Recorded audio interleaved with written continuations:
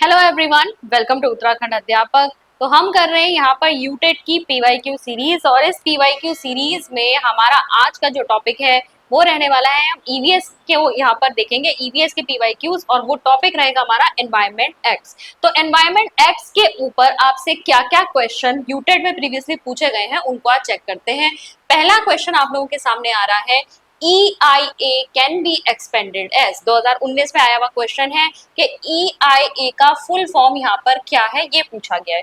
Environment and industrial act, environment and impact activities, environment impact assessment या environmentally important activity. तो इसका सही answer है आपका एनवायरमेंट इम्पैक्ट असेसमेंट। ठीक है, एनवायरमेंट इम्पैक्ट असेसमेंट इसका सही आंसर है। और होता क्या है ये देखो, एनवायरमेंट इम्पैक्ट यानी कि पर्यावरण पर क्या असर होगा इसका आकलन करना।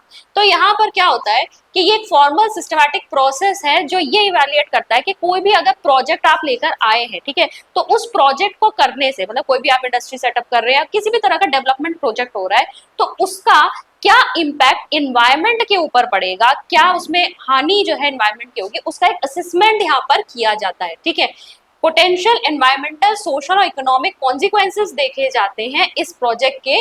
और जब तक ये नहीं देखोगे उससे पहले आप क्लियरेंस नहीं मिलेगी। ठीक है, क्लियरेंस अगर आपको चाहिए अपने प्रोजेक्ट पर तो आपको ये सारी चीजें जो है देखनी पड़ेगी। इसी को आप क्या कहते हो, एनवायरमेंट इम्पैक्ट असेसमेंट करते हो कि आपके इस डेवलपमेंट प्रोजेक्ट से पर्यावरण पर कितना असर पड़ने वाला है, इसका आप आकलन करोगे।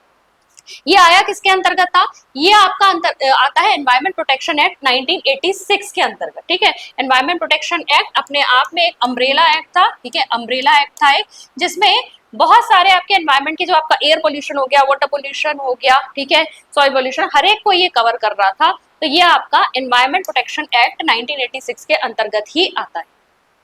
नेक्स्ट है आपका, the first major environmental protection act to be promulgated in India was. ये भी 2019 में पूछा गया क्वेश्चन है।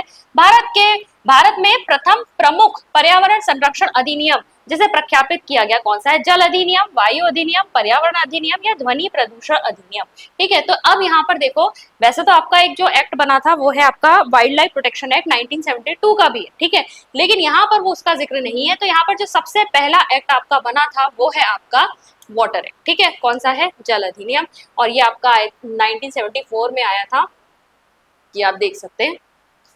जल प्रदूषण निवारण और नियंत्रण अधिनियम, water prevention and control of pollution act. ठीक है, 1974 का ये एक पहला जो है आप कह सकते हैं एक इम्पोर्टेंट, एक मेजर एनवायरमेंट एक्ट यहाँ पर जो कि लाया गया था।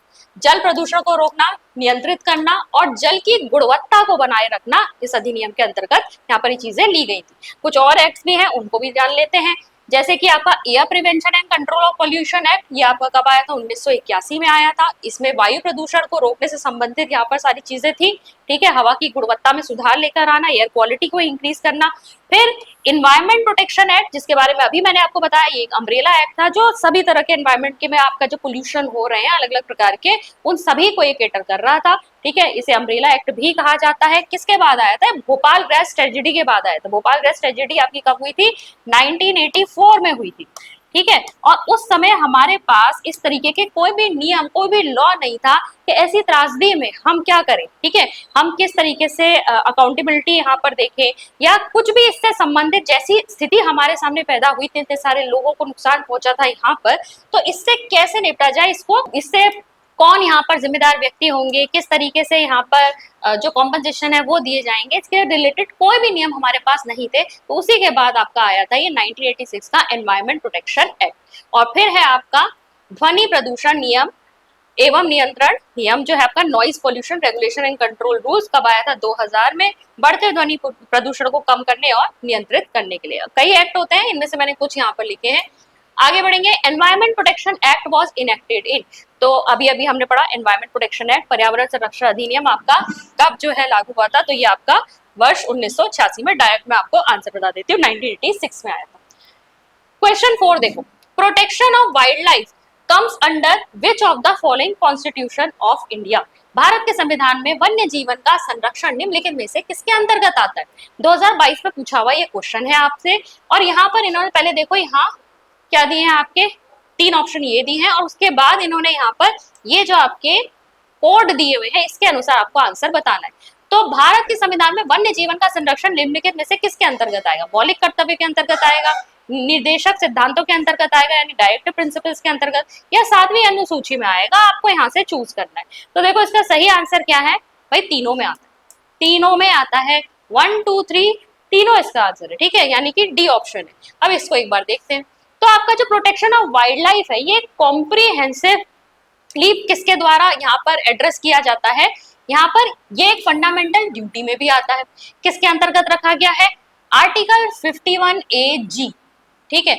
ये क्या कहती है? ये कहती है कि सभी लोगों का, जो हमारे सिटीजन है, सबका जो एक नैतिक यहाँ पर कर्तव्य है वो ये है कि हम एनवायरमेंट को, अपने फॉरेस्ट को, लेक्स को, रिवर्स को और अपने वन्य जीवों को प्रोटेक्ट करें और उनमें गुणवत्ता सुधार लेकर आए, ठीक है। ये हमारी क्या है?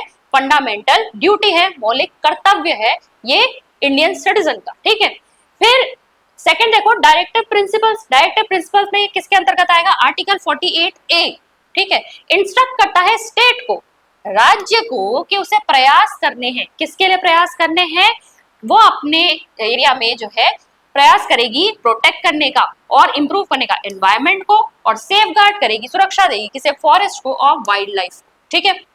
फिर अगर हम 7th शेड्यूल की बात करें तो ये भी आपका 42nd अमेंडमेंट एक्ट ऑफ 1976 है, ये भी आपके तीनों उसी से आए, ठीक है। तो 42nd अमेंडमेंट एक्ट ऑफ 1976, इसमें फॉरेस्ट और protection of animals and birds को क्या किया था? स्टेट लिस्ट से कॉन्करेंट लिस्ट में शिफ्ट किया गया था, ठीक है। ये पहले आपका स्टेट लिस्ट में आता था, उसको फिर कॉन्करेंट लिस्ट में डाला गया। आप जानते ही होंगे आपके पास 3 तरह की सूचियां होती हैं यहाँ पर, एक होती है सेंट्रल लिस्ट, ठीक है, एक होती है आपकी स्टेट लिस्ट और एक होती है कॉन्करेंट लिस्ट यानी समवर्ती सूची।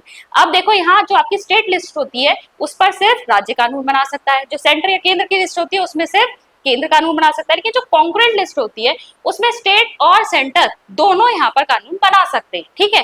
तो अब जब ये फॉरेस्ट, जंगल और protection of animals and birds, ठीक है, वाइल्ड एनिमल्स एंड बर्ड्स, ये आपका किसके अंतर्गत आता था? स्टेट लिस्ट के अंतर्गत आता था। लेकिन 42nd अमेंडमेंट एक्ट 1976 से इसको किस में डाल दिया गया? कॉन्करेंट लिस्ट में डाला गया। 17A और 17B में ये एंट्रीज की गई, और इससे फायदा क्या हुआ? इससे सेंटर को भी क्या मिल गई? पावर मिल गई कि वो इस पर, इन दोनों आपके जो टॉपिक्स हैं, protection of wild animals and birds और फॉरेस्ट, ठीक है, इनके ऊपर वो लॉ बना सकती है। इससे पूरे देश में क्या आ जाएगी? एक यूनिफॉर्मिटी आ जाएगी, ठीक है। यूनिफॉर्मली इन लॉज को क्या किया जा सकता है? इनेक्ट करवाया जा सकता है। नेक्स्ट है, which one of the following committees was constituted to review environmental laws in country? देश में पर्यावरण कानूनों की समीक्षा के लिए निम्नलिखित में से किस समिति का गठन किया गया था? Kasturi Rangan committee, Subramanian committee, Madhav Nair committee, Ullaskaran committee, ठीक है। ये आपका कब आया है? 2022 में ही ये क्वेश्चन आपका आया हुआ है। तो आपके एनवायरमेंट लॉज को रिव्यू करने के लिए आपकी सुब्रमण्यन कमेटी आई थी, ठीक है। क्या है ये? पूरा देखेंगे। TSR सुब्रमण्यन कमेटी सेटअप की गई थी अगस्त 2014 में। इसका काम था कि ये आपके जो एनवायरमेंट लॉज हैं और जो आपकी ministry of environment, forest and climate change है, इसके जो कार्यप्रणाली चल रही है उसको ये रिव्यू करने वाली थी। तो यहाँ पर इन्होंने जब अपनी रिपोर्ट पेश की तो लगभग जितने भी ग्रीन लॉस थे उन सभी में इन्होंने क्या कहा? सुधार करने के लिए, उन्हें रिव्यू करने के लिए कहा, उन्हें चेंजेस लाने के लिए कहा। एक नई कमेटी बनाने के लिए भी इन्होंने कहा कि उसे और समय देना चाहिए इसको और ढंग से रिव्यू करने के लिए। अब इसमें आपसे ना ज्यादा पूछेगा नहीं, क्यों नहीं पूछेगा? क्योंकि इसकी रिपोर्ट को ना कभी भी फॉर्मली एक्सेप्ट नहीं किया गया और कोई भी रिकमेंडेशंस जो है वो मानी नहीं गई। तो बस आप इतना याद रखिए कि अगर आपसे पूछा जाए कि एनवायरमेंट लॉस को रिव्यू करने के लिए कौन सी कमेटी जो है यहाँ पर बनी थी, तो उस कमेटी का नाम क्या है? आपका सुब्रमण्यन कमेटी। TSR सुब्रमण्यन के द्वारा ये लेड की गई थी ये कमेटी, ठीक है। नेक्स्ट क्वेश्चन है, which article of Indian Constitution identifies environmental protection as a fundamental duty of every citizen? अभी हमने देखा फंडामेंटल ड्यूटी को, ठीक है। तो भारतीय संविधान का कौन सा अनुच्छेद पर्यावरण संरक्षण को प्रत्येक नागरिक के मौलिक कर्तव्य के रूप में पहचान करता है?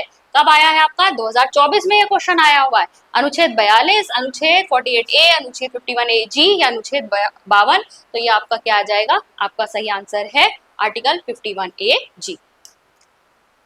Under which section of the Air Prevention and Control of Pollution Act 1981 the state board can declare any area as air pollution control area. Again 2024 में आया हुआ क्वेश्चन है, आप देख सकते हैं जिस पेपर में भी क्वेश्चन आए हैं कम से कम 2 क्वेश्चन तो पूछे ही गए हैं आपके एनवायरमेंट एक्ट के ऊपर। तो एनवायरमेंट एक्ट आपके लिए प्रिपेयर करना काफी जरूरी है। Section 19, section 20, section 21, section 22। तो वायु प्रदूषण निवारण नियंत्रण अधिनियम 1981 के अंतर्गत अगर किसी एरिया को आप क्या घोषित कर दें, यहाँ पर अगर आप वायु प्रदूषण नियंत्रण क्षेत्र घोषित कर दो, किस सेक्शन के अंतर्गत होगा, वो अनुच्छेद 19 के अंतर्गत होता है। और अगर ऐसा किया जाए, ठीक है, अगर ऐसा किया जाए तो उस क्षेत्र के लिए यहाँ पर राज्य क्या बना सकता है, नियम बना सकता है। वहां पर स्ट्रिक्ट रूल्स जो है वो इम्प्लाई किए जा सकते हैं इमिशन को लेकर। जो इंडस्ट्रीज वगैरह होती है ना, जिसमें ग्रीन हाउस गैसेस वगैरह के बहुत ज्यादा इमिशन होता है, एयर पोल्यूशन ज्यादा करती है, व्हीकुलर इमिशन जहाँ पर ज्यादा होता है, और इन सब के लिए बहुत कड़े नियम यहाँ पर लागू किए जा सकते हैं ताकि वहाँ का जो एयर पोल्यूशन है उसे कम किया जा सके, एयर की क्वालिटी को वहाँ पर मेंटेन किया जा सके। ठीक है, इंडस्ट्रीज वगैरह, इंडस्ट्री प्लांट्स वगैरह सेटअप करने हैं तो उसके लिए ज्यादा कंप्लाइंसेस आपको यहाँ पर देनी पड़ेंगे, यानी कि ज्यादा आपको यहाँ पर परमिशंस लेनी पड़ेंगी। ठीक है, the government of India passed the water prevention and control of pollution act in 1999, 1974, 1996, 1975। तो अभी हमने देखा था फर्स्ट क्वेश्चन जहां से हमने शुरुआत की थी कि जल प्रदूषण निवारण एवं नियंत्रण अधिनियम जो है आपका कब पारित किया गया था, तो ये 1974 में जो है आपका पारित किया गया था। नेक्स्ट क्वेश्चन देखेंगे, When did the Ministry of Environment, Forest and Climate Change notify the greenhouse gases emission intensity target rules? ठीक है, तो यहाँ पर पर्यावरण, वन और जलवायु परिवर्तन मंत्रालय ने ग्रीन हाउस गैस उत्सर्जन GEI लक्ष्य नियम 2025 कब अधिसूचित किया? 16 अप्रैल 2025, 20 मई 2025, 30 मार्च 2025 या 18 जून 2025? तो इसका सही आंसर आपका होगा 16 अप्रैल 2025। ठीक है, तो आपके ये GEI रूल्स जो होते हैं वो क्या होते हैं, एक लीगल लिमिट लगाते हैं ग्रीन हाउस गैसेस के उत्सर्जन पर। यानी कि अगर आप कोई भी जैसे मैन्युफैक्चरिंग आपका यूनिट है जहाँ किसी पर्टिकुलर चीज की मैन्युफैक्चरिंग होती है और उसकी वजह से ग्रीन हाउस गैसेस का भी इमिशन होता है, तो पर यूनिट के ऊपर कितना आपका ग्रीन हाउस गैस इमिशन होगा, इस पर एक लिमिट लगा दी जाती है। जैसे यहाँ देख लीजिए, that can be emitted per unit of product output, यानी पर टन ऑफ सीमेंट अगर आप बना रहे हैं तो पर टन सीमेंट के ऊपर कितना ग्रीन हाउस गैस इमिशन हो रहा है, या पर टन एल्यूमिनियम जो आपका प्रोडक्शन हो रहा है उस पर कितना ग्रीन हाउस गैस का इमिशन हो रहा है, इसके ऊपर एक लीगल लिमिट यहाँ पर लगा दी जाती है। यही आपके GEI रूल्स। तो ये आपके एक्ट्स हैं एनवायरमेंट से रिलेटेड, उससे रिलेटेड जो भी आपके रूल्स, जो भी आपकी ड्यूटीज आपके कॉन्स्टिट्यूशन में भी जो दिया है वो सब आपको पता होना चाहिए। उस पर से क्वेश्चंस आपके बनते हैं EVS में, और हर पेपर में जैसा कि मैंने पहले भी कहा, एक नहीं 2 या 3 भी क्वेश्चंस यहाँ पर आए हुए हैं। तो ये टॉपिक आपके लिए करना बहुत बहुत जरूरी है। हमारी PYQ सीरीज आपको कैसी लग रही है, इससे आपको कितनी हेल्प मिल रही है, ये आप हमें अपने कमेंट के माध्यम से बता सकते हैं। अगर आप स्ट्रक्चर्ड वे में हमारे साथ तैयारी करना चाहते हैं तो आप हमारी अचीवर्स ऐप को डाउनलोड कर सकते हैं। डाउनलोड करने का लिंक आपको नीचे डिस्क्रिप्शन बॉक्स में मिल जाएगा। हमारे यूट्यूब के कोर्सेज जो है हमारे अचीवर्स ऐप पर चल रहे हैं। इसके अलावा अगर आप सिर्फ इन PYQ से पढ़ाई करना चाहते हैं और साथ ही साथ कुछ और टॉपिक्स को डिटेल में स्टडी करना चाहते हैं तो आप हमारे चैनल की मेंबरशिप भी ले सकते हैं। हमारे चैनल के स्टार्टिंग में आप जाएंगे, वहां पर सब्सक्राइब बटन के आगे ज्वाइन बटन मिलेगा। ज्वाइन बटन पे जाकर आप यूटेट वाला जो आपका मेंबरशिप प्लान है उसको आप सेलेक्ट कर लीजिए। कई सारे डिटेल टॉपिक्स वहां पर आपको मिल जाएंगे और आपकी तैयारी में आपको बहुत मदद मिलेगी। अगर चैनल को अभी तक आपने सब्सक्राइब नहीं किया तो चैनल को सब्सक्राइब जरूर कर लेना। मैं मिलती हूँ आपसे नेक्स्ट लेक्चर में।